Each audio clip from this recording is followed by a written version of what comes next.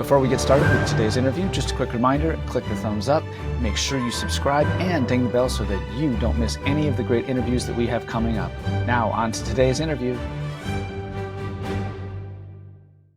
It is my great pleasure today to welcome Keith Snell. Thank you so much for being here today and taking time to talk to us. Welcome, Keith.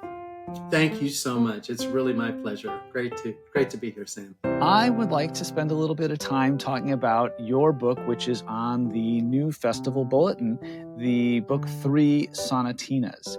So all 3 Sonatinas in this book are included at various levels. And so I'd like to go through and talk a little bit about each of the movements of this piece, if we could.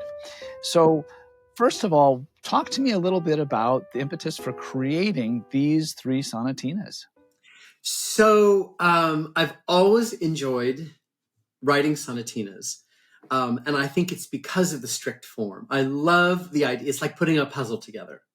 You know, it's like, okay, you've got 16 bars. You've got to have 2 themes. You got to have the whole thing. I love sort of putting that all together and creating themes that in the development can have something interesting going on, etc. I would say the person who really kind of influenced me in this area was Jane Bastian.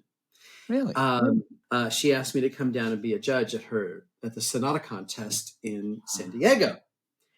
And I thought this was the most brilliant thing I'd ever seen. I loved everything about the format. So I then started a Sonata contest up in Northern California. That all just kind of got the juices flowing. 2001, 2002, something like that. I wrote a set of sonatinas, a book of 3 sonatinas called Sonatina Festival. During the COVID lockdown, I realized it had been 20 years since I had written Sonatina Festival. And I thought, well, I think maybe I should write 3 more. So that was really what got me going. I was like, it's been a while. So that was really what made me want to write another set of sonatinas. The first movement of the first sonatina has this really lovely theme where it descends, but then the left hand answers right away by ascending. And so you've set up this beautiful contrast right away. And you've also given the students an opportunity to experiment with longer held notes while we're playing some shorter notes with the left hand. What are some of the things that you were hoping to achieve and teach the students through this first movement? I wanted to have contrasting touches, absolutely. And I wanted to have contrasting themes that I could transport to different parts of the keyboard as well. So we're starting in an F position, and then at the second theme, the right hand's in G position, but the left hand's in C position.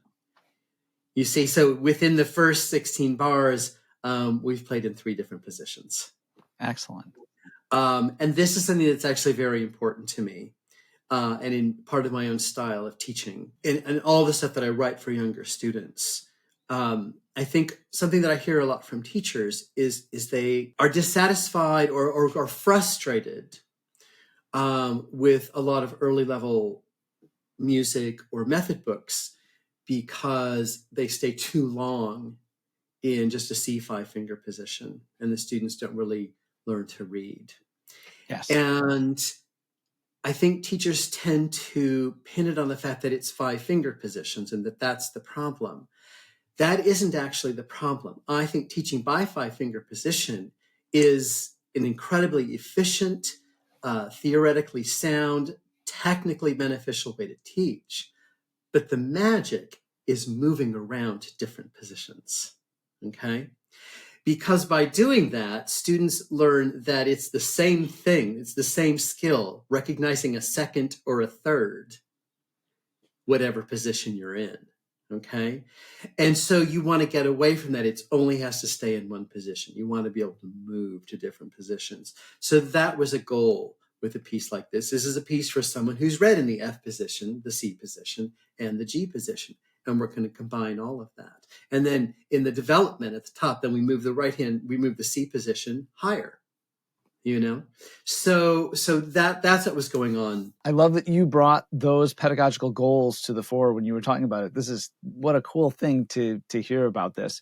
What are some things that you want students to focus on and think about as they are learning and performing this piece? You know, one thing you pointed out, the descending and the ascending, and I think it's hearing the dialogue between the low and the high. The melody isn't just in the right hand, or it isn't just in the left hand. And that holds true for the second theme as well. It's stated in the right hand, and then a related response in the left hand in the theme.